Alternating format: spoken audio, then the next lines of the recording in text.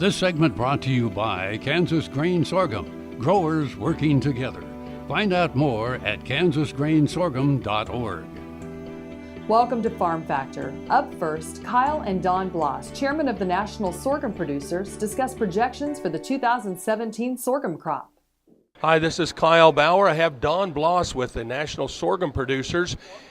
Don, sorghum in Kansas is a big deal. Not a lot around the nation, but out on the plains it's a huge deal. But we always have to get it sold, and there's good news when it comes to that. Yes, we've had a very good year this past year. 55% of our sorghum that we raised last year went to foreign countries, China being our largest customer, of course. And looking into 2017, we're ahead of projections. We sold, so far this year, for the 2017, we've sold 71 million bushel. 1 week of that was about 16 million bushel, and 1 week was 13 million bushel. So we've had some very good sales.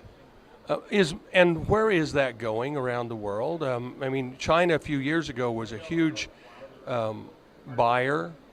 Africa, I know, but where's the hot market right now on exports? Well, China, of course, still is the hot market. They bought 55% of our sorghum that was produced last year, or that was sold last year.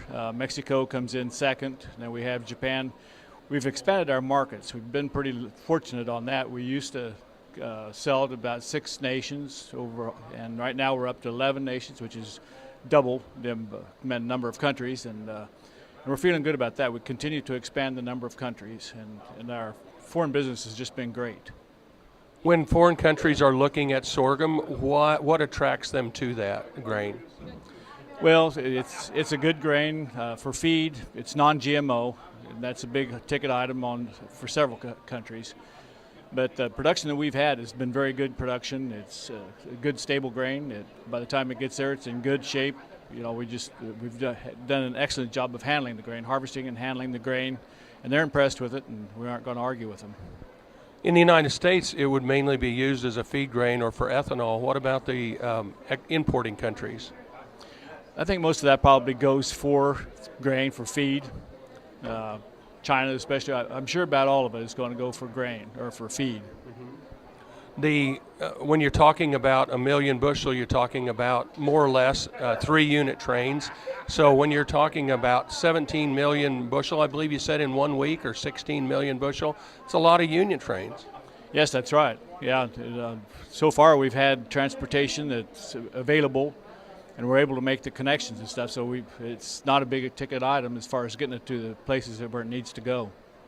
We're visiting with Don Bloss, and he is with the National Sorghum Producers. This is Kyle Bauer reporting.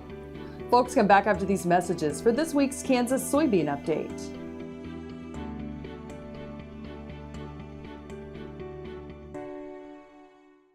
Watch Ag AM in Kansas online at agaminkansas.com. KFRM is one of the largest farm radio stations in the nation, dedicated to informing and entertaining rural listeners from northern Oklahoma to southwestern Nebraska. You can catch KFRM in many ways, of course, 550 on the AM dial, streaming at kfrm.com, or on your smartphone by going to the TuneIn Radio app, or on Ag AM in Kansas on Tuesdays and Facebook every day of the week.